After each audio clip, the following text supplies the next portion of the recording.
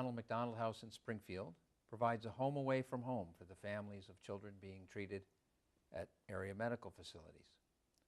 Supported entirely by contributions and donations, Ronald McDonald House depends on volunteers and the support of community businesses and individuals.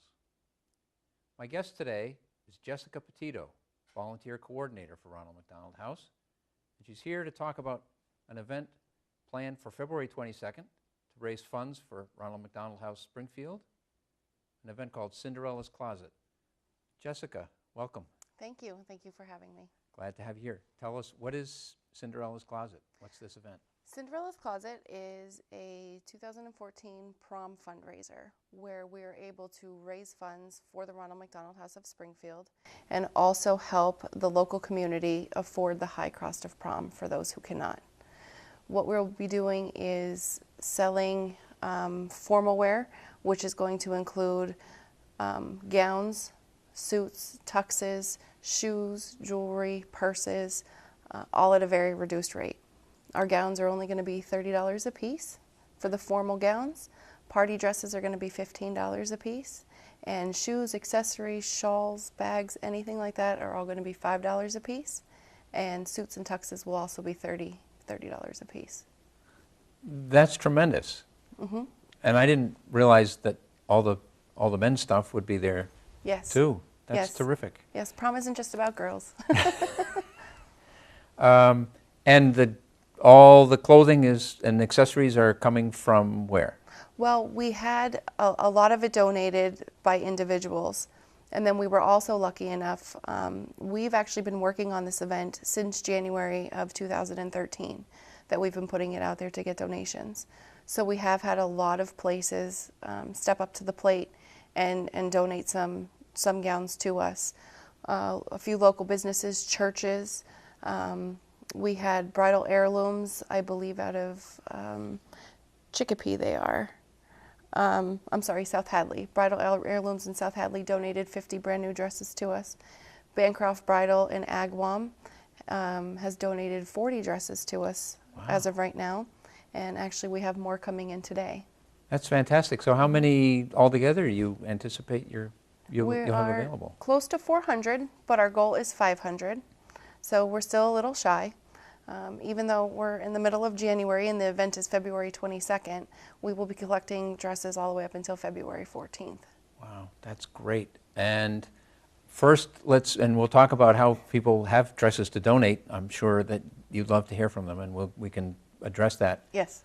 The event is going to be held. Now we'll put the details up and we'll put them on the screen here so people can remember. Okay.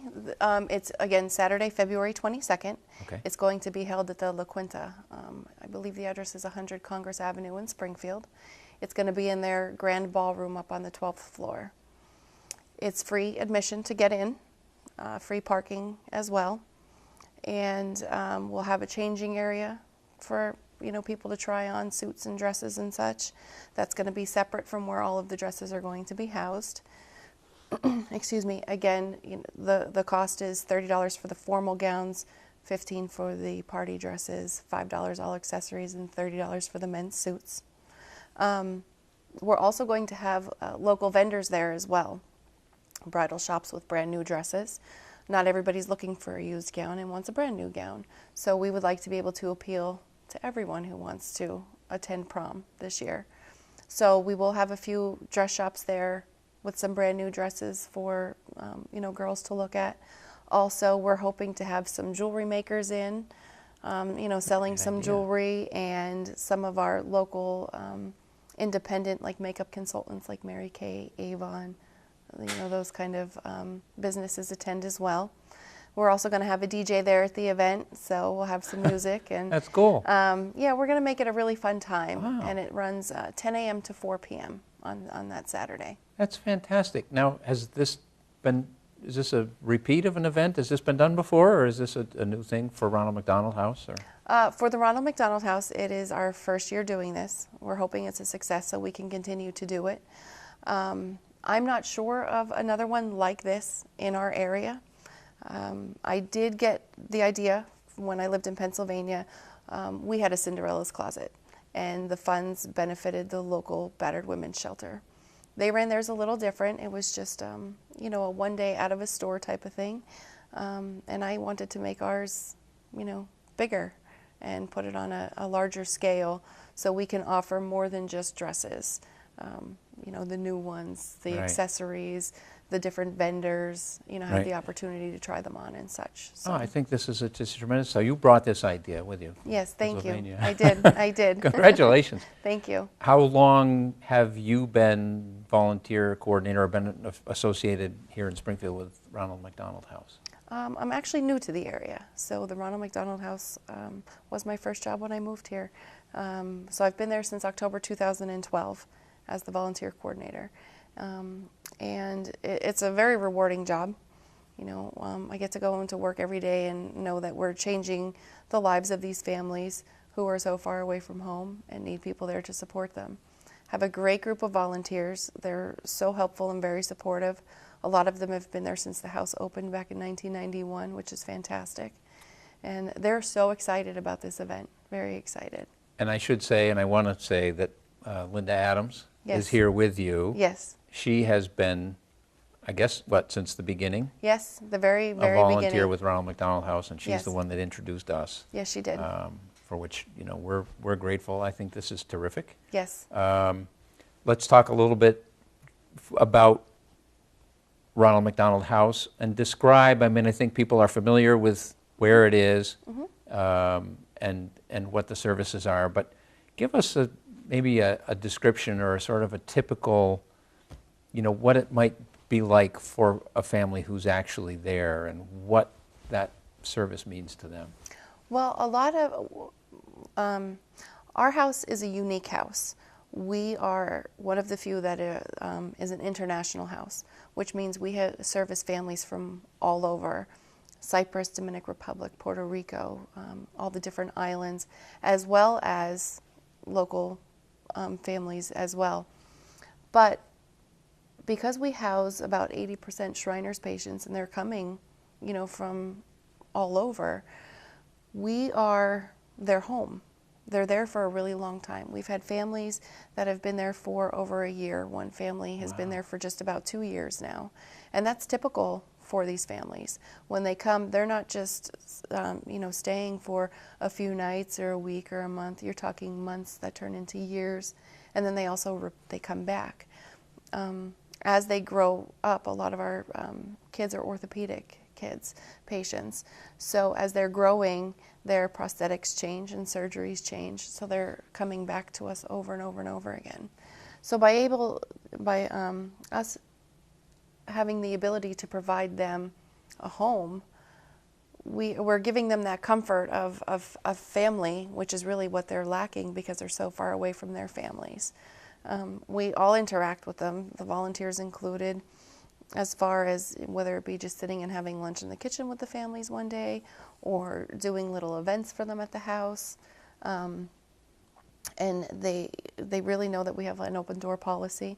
They're always coming in, you know, to say hello or if they need something, especially the kids. The kids are fantastic. Wow, I'm sure. You know, they enjoy coming in to see us every day, and, you know, I'm like the candy lady, so they know to come to me at 11 a.m. and get their candy for the day. That's so beautiful. It's a great job. It really is. Yeah, I can't imagine. And so how many families might be there at a given time? Is there a limitation in terms of how many people you can house? Does that change depending on how many members of the family there might be? Yes, yes. We have a 22-room house. Right now, we are just about at capacity. We only have, excuse me, about 3 rooms left. So we're pretty full right now. They are allowed to, it's 3 people per room. So usually like the mother, the father, and the child. For those who are coming to us from Bay State, it's usually the parents that are staying with us, or possibly a grandparent, you know, to help out since one parent usually has to go back home to work. Sometimes we do get the Bay State kids who will come and stay with us if they have appointments and such, you know, at Bay State. But for the most part, we're usually pretty full. So it's a very active and lively place. The kitchen at our house is just like the kitchen at anybody else's home. It's the hub of the house where everybody gets together. And when you walk in the front door of the house, you could see clear in through the kitchen, and you could always see people in there interacting, Wow. cooking meals together, sitting together, just like you would at home with your family. And the families provide the food. They go Yes. shopping and bring the Yes. food. And now do Yes. they work out among themselves, like KP chores and who cooks on a given night, or how does that work? As far as daily chores, our house manager, Enix Zavala, she puts all of that stuff together for the families to do, as well as our housekeeping too. We want the families to take pride in the home, just like they do in their own Sure. home, because they are allowed visitors and such, to come over. So the families do have chores as far as that aspect goes. With cooking, because everybody has appointments all day long, maybe your child's in the hospital having surgery, the families really seem to kind of work that out amongst themselves. The families that have been there for so long and they've all kind of intertwined together, it's funny because you kind of pick up on their routines, and they seem to alternate cooking, for each other, whether it be lunch or dinner, on different days, which is really nice to see. But we also have groups that come in, or individuals that come in and provide meals for our families. It is hectic for them sometimes to Sure. be at the hospital all day, then to have to come back, and cook for your, the rest of your family that you do have there. So we do have groups, and they come in, they provide all of the food, they make the meal, serve it, and then we have community refrigerators, is what I call them, for all those leftovers to go into. And when the families come back at the end of the day, they know that there's food there waiting for them, and that's one less thing they have to worry about for the day. Wow. So these families that spend that much time living together, they must really become very close, and I assume keep in touch afterwards? Yes, yes. The great thing with technology today and social media being so big, the families are able to stay connected with each other, especially living with each other for that long. You can't spend a year with someone and get so attached and then, have to walk away. So it's great, especially with Facebook. We're able to, even as the staff, keep in touch with those families, see how they're doing, months after since they've left. And I've noticed that some of the families that I have on my Facebook are still connected with families that are currently at the house, and they're able to talk to each other. And really what you're doing when you're staying there, besides being there to help your child recover and help your child get better in the process, you're making lifelong friends, and new family members, really. That's great. It's an amazing thing. I mean, to think 22 rooms full Yes. of families under those situations. And Yes. And wow. it is amazing how positive these children are. We had a family in a couple months back, and it was actually in the newspaper. This boy, he had no arms and no legs, and he was a painter. He painted by holding the paintbrush in his mouth and doing such a beautiful artwork. And every morning when I walked into that house, when he was sitting there, he smiled and just, good morning, hello, how are you? So happy and so positive. It just is amazing, to see how resilient they are. And it really kind of makes me think anyway, when I'm having a bad day, my bad day isn't so much of a bad day. When I walk in here and I see the struggles that they have and these families have of being thousands of miles away from home, and they're smiling, I think it's time for me to put a smile on my face then too. I'm sure they appreciate your being there. Yeah, yes, they do. Now, They and do. the volunteers, and it must take a real crew of volunteers Yes. to operate this place. So Yes. tell us a little bit about the volunteer aspect of it, how many people are involved and how people can get involved. And Okay. we're here in the high school. I imagine this would be a great opportunity for teens, Yes. particularly East Long Meadow High School. Kids have a community service requirement. Yes, yes. So There are many ways to get involved with Ronald McDonald House. We will start with the teens. We have a teen board that runs for the school year. The one that obviously the 2013-2014 teen board is what we're working with right now. And closer to the spring, all of the schools will get mailed applications to their guidance office to have them handed out to any students who are interested. Excuse me. All they have to do is apply, send the applications back into the Ronald McDonald House, get some references from their teachers and such, go through the interviewing process. And what our teen board does is they set up events every Sunday of the month that they come in and do with the kids. It could be baking, decorating the house for Christmas. We have a little Halloween costume party with the kids that the teens do for them. They decorate gingerbread houses. They have a carnival at the end of the year for the kids. They do some fundraising things for us as well with their car wash. And some of them are actually on the Cinderella's Closet committee, which I think is fantastic because honestly, I mean, the event is for teens. Right. Who would know better how to run that than a bunch of teens? So, so the teens can get involved that way. They can also, if their scheduling doesn't allow them to be committed to the teen board, teens are welcome to come in and volunteer at the house. They do just need to be accompanied by someone who's 18 years of age or older. And then they can do the same thing. They can do an activity with the kids, play board games, whatever it is that they can think of. If they can think it, I will do my best to implement it, and make it happen because the kids really love it. They really enjoy it. I'm sure they do. As far as our volunteer committee goes, we do have quite a few volunteers, and they do so many different things for us at the house. Some of them help the housekeeping. Some of them help at the front desk as far as answering the phones, greet guests when they come in, give tours, help us check people in if we're very busy. Having a volunteer at our front desk is so important and so beneficial to the office staff because they're there to, filter the calls and greet everyone, which really gives us the time to work on what it is that we're doing at the time. Right. And they help us with projects and stuff that we're doing. And then we have committees. We have so many events that we put on throughout the year that we have committees for those different events. We do have one for Cinderella's Closet, our gala, the golf, the Taste of Chapin Terrace. Everybody's welcome to. I encourage, if you're interested in volunteering at the Ronald McDonald House, visit our website, see the different types of committees that we have. There's information on there about volunteering.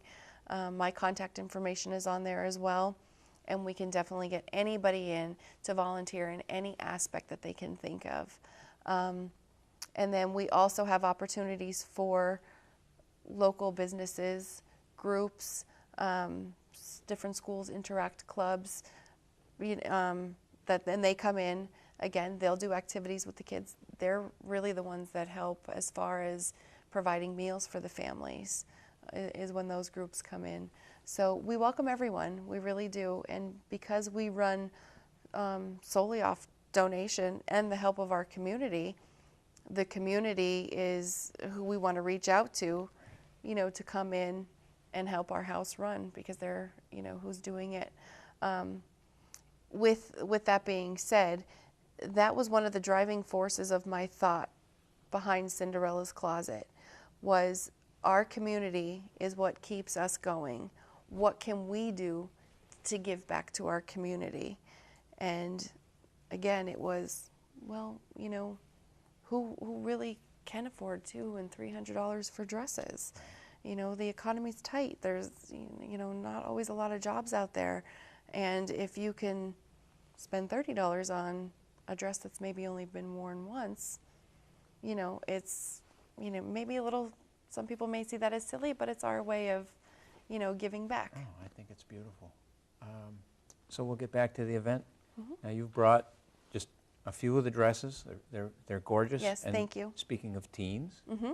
we actually have Alyssa Orzel, Nice. East Long Meadow High School student, who's here to model one of these beautiful Yes. gowns. Hi, Alyssa. Hello. Come on, step up here. You look beautiful. Thank you. So this is a dress that was donated Yes, and will be for on sale. on the rack for Yes. sale at the event. Yes, the formal dresses like this. These are the ones that I was talking about that will be $30 a piece.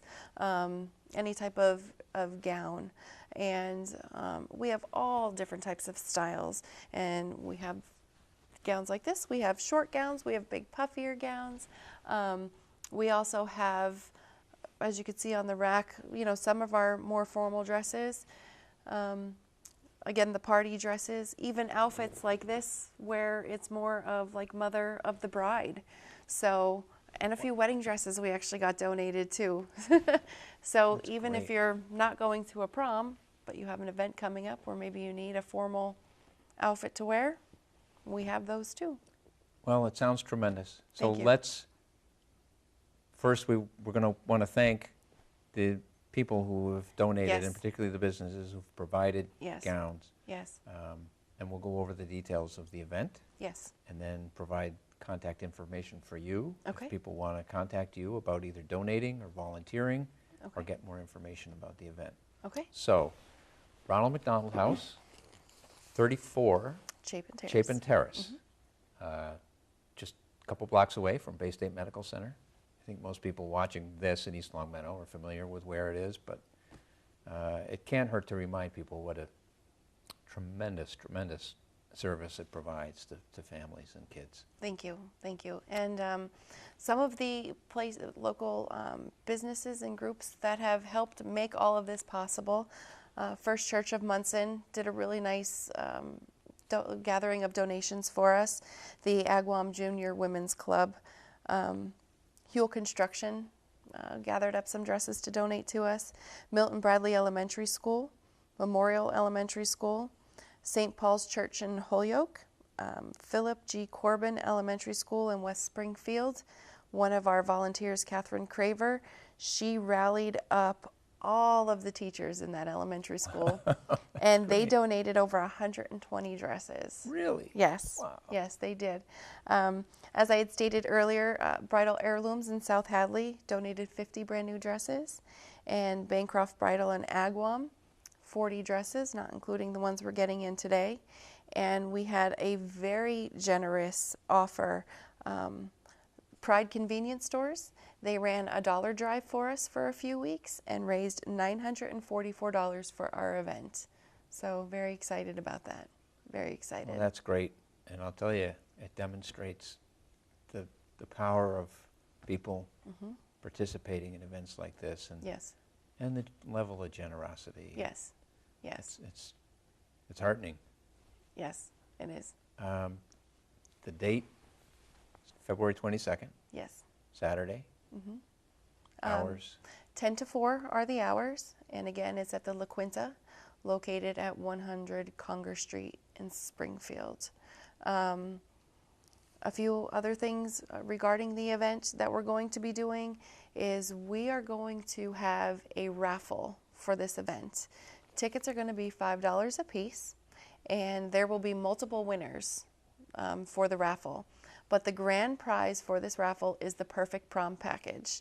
And as of right now, for your $5, if you were the grand winner of the event, you will be receiving all of your flowers, a corsage, boutonniere, and bouquet from Blooming Beauties out of Springfield, a complete prom makeover, which is including a haircut and color a few weeks before the event, a hairstyle, makeup, manicure, pedicure, all of that compliments of the main event in Hamden. Excuse me, a town car provided by Michael's Limousine Company, which is fantastic. The only restriction to that is it has to be in Massachusetts. It can't be Connecticut. And one of our volunteers, Joyce Roach, who's actually Linda's sister, is donating prom tickets for the lucky winner. Beautiful. So 2 prom tickets.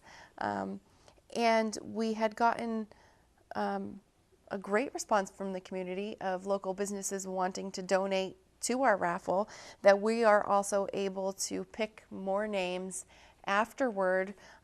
We have Flowers by Webster, also Flowers by 16 Acres Garden Center, corsages from Randall's Farm in Ludlow, Bella Couture donated a $25 gift certificate for hair, makeup, or nails to be done. And Styles by Maria and Ludlow also donated an updo for a girl to have done. We are hoping for our raffle that we are able to get more donations in to be able to offer more prizes, you know, to have hair, nails done, those kind of things. And we are keeping our fingers crossed that we will be lucky enough to get a bridal salon to donate a brand new dress to the lucky winner for the perfect prom package, and also a tux rental. So we're keeping our fingers crossed for that.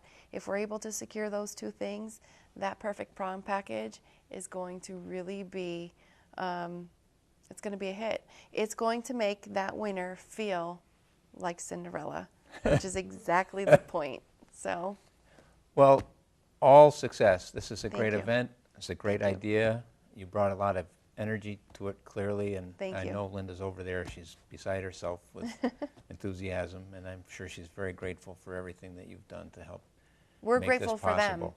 I know you are. Honestly, without the volunteers, I could not do this event. It's only possible through having our volunteers. When I come into work Monday through Friday, you know, I have my job that I have to do, and it's really hard for me to organize things like this. And it is all of them who have stepped up to the plate, as well as the community with their donations, to make this event possible. Well, it's great. And we will put a screen up with all the contact information, all the date, times of the event, all the information that we've talked about, we'll put right at the end of the program. Thank you. Thank you so much for coming in. Thank you. Alyssa, you look beautiful. Yes, Thank you you do. very much Thank for you. stepping in here to model one of these gowns, and Thank you. good luck with the event. Thank you, and thank you so much for having me. I Our appreciate pleasure, it. and Thank you. thanks to everybody here, my production crew. Yes. Thanks for joining us for this edition of On the Town. We'll see you next time.